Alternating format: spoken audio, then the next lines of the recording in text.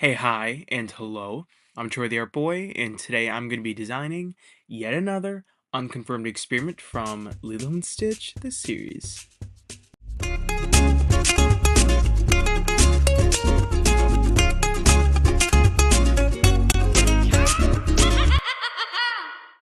So, before we get started, I guess I should probably explain how this project is organized for those of you who are not aware.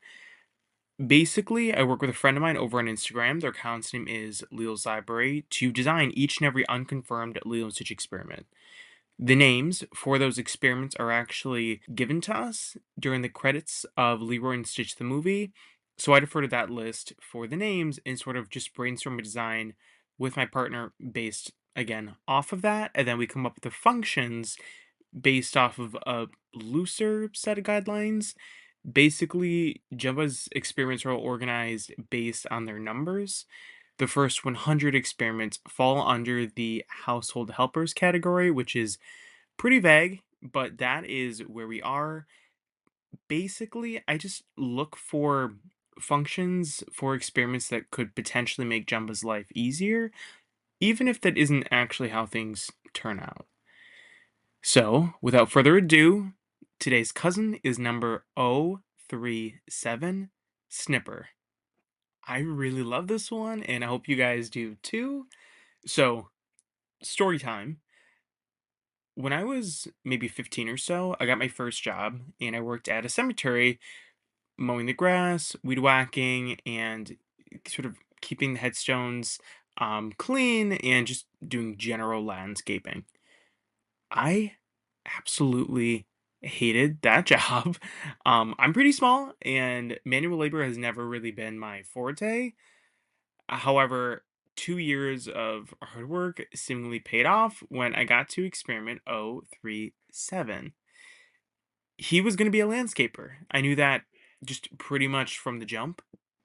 Okay, so I've talked about this before, but one of my favorite design conventions for the Leo and Stitch experiments is when creatives reuse the same aspects of one experiment design for another experiment or for a set of other experiments.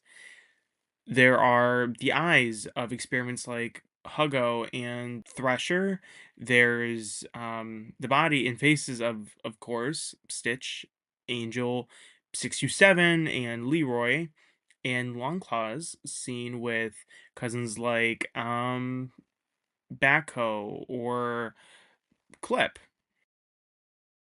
So obviously, claws are pretty widespread in nature, right? Even here in the real world, there are plenty of different animal species that have long claws, and that doesn't necessarily make them related to one another. And the same could be true here. It is totally possible that the creatives just gave Clip, Backhoe, and Deforestator claws just all by happenstance, and one didn't influence the other. That is totally possible. I'm not sure, but while writing the script of the video, that made sense. So that's what we have to work with. Um, for Snipper, though, yes, I did go with long claws, like those other experiments already mentioned, but I wanted them to be a bit different in terms of their form, and I really didn't want to lean too heavily on any of those other designs. So, for starters, I gave them a longer neck. Now, as I'm sure maybe you've noticed, if you've seen some of my other designs, a lot of my cousins just don't really have necks. But with his neck and his long neck at that, he'd be a bit on the taller side. Not giant, but bigger than both Lilo and Stitch. He'd be sort of based off of a meerkat, or I guess I should say he's based off of what I thought a meerkat looked like while drawing him from memory. I also wanted to give him a longer, more distinct head shape. So you have the head, the skinny long neck that connects to a body. I wanted to get wider and wider the further down it went. Chris Sanders, who this project is sort of designed off of, does that a lot with his artwork. It reminds me of sort of a full water balloon that's being pinched from the top. Everything just sort of droops down to the bottom. Honestly, if you guys have some time, you guys should go check out his sketches. They're amazing, and you'll see exactly what I'm talking about. This leads to so many of the women he draws having essentially no ankles, and I love it every single time. Anyways, I wanted to give Snipper big paws, similar to a mole. Experiment 037 doesn't burrow, but I think it fits the vibe well, and it also kind of helps to balance everything out. So it looks like he could feasibly move around with those big arms. Moving up to the head again, I tried giving him ears, but it just didn't look right. So I tried rounder ears, I tried smaller ears, I tried changing the position as to where the ears were on the head, whether it be at the base, right by where the neck connects to the head, to the very top of the head. And I just, it looked off every single time. So instead, I opted to give them just sort of two floppy antennas that hang at the side of their head. And I think it works. I think it helps to frame the face. And I think it, again, helps to make the drawing look balanced, which is just one of the hardest parts of these designs, and yeah, I think it's pretty successful. Now let's talk about my absolute favorite part of this design, the tail. Way back when I worked at the cemetery, I would need to measure out and cut orange plastic wire before feeding it through the weed whacker.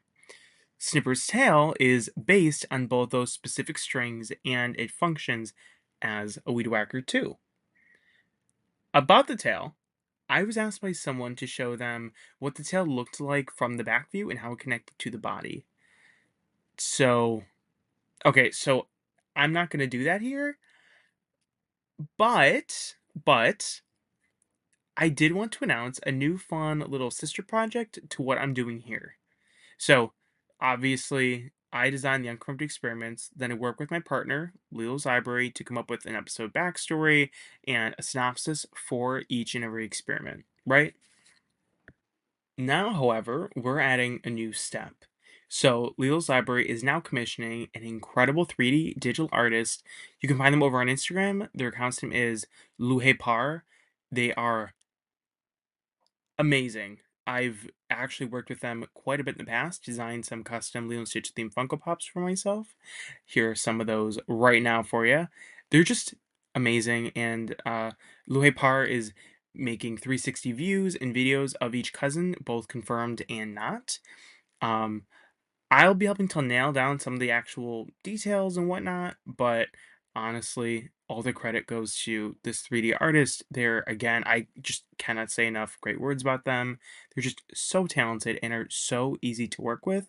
I cannot recommend them enough to anyone who needs any 3D renderings and designs. Just so good. I'm not 100% sure when or where these designs will be released, but they're coming. For experiments like Snipper, you'd be able to get a more complete view of them when their video is up. Okay, so what else? I guess we can talk about the colors. I started with the orange tail, of course, then I built out from there. I wanted them to be either yellow or blue, but neither of those worked for me, especially with the orange, which again, I knew I was going to have early on, and that was sort of a staple of this design. So I went with a muted tone of green with hints of blue, and I think it contrasts really well against the orange. He would have been designed to trim hedges and landscapes for Jumba, but Snipper has a bad habit of making wacky shapes and designs out of the plant life that he was trimming, which is a little bit more than Jumba had been bargained for. And here he is. Snipper would debut in the episode named Cutting Edge Chaos, where he'd be activated when Myrtle finds a pod on a hike and a sprinkler goes off while she's showing it off to her friends. This is the part of the video where I like to shout out other artists. So I usually just shout out the exact same artist every time, for good reason, and I'm going to be doing the exact same thing here as well. So basically, years ago, an artist by the name of Sketch Lampoon used to work with the same person I'm currently working with throughout this project to do the same thing I'm currently doing. Except, for reasons unknown to me, they never finished, but they did give me permission to use either in full or aspects of their old designs, so long as I credit them. So that's kind of what I'm doing here, even though this experiment wasn't influenced by what they did. Their work has just been so transformative throughout this project, so I'm going to bring attention to them whenever I can. So here is their design, and I really like it. They clearly went with more of a like a pinching thing than I did, but still so fun. I like the contrast of the orange nose, and yeah, super cute. Love it a lot. If you've enjoyed this video, or I mean, honestly, even if you didn't, be sure to like and subscribe. Every like, follow, and comment, it really helps to boost my video and get it out there, which my channel is still so small. It's growing pretty quick ish, I guess, but it's still pretty small. So that'd be kind of fun to get more attention to this account and get my artwork and stuff out there. I don't know. So yeah, that all helps. If you guys want to go support me over on Patreon as well, you guys can do that over at Troy the Art Boy, and on Instagram also at Troy the Art Boy.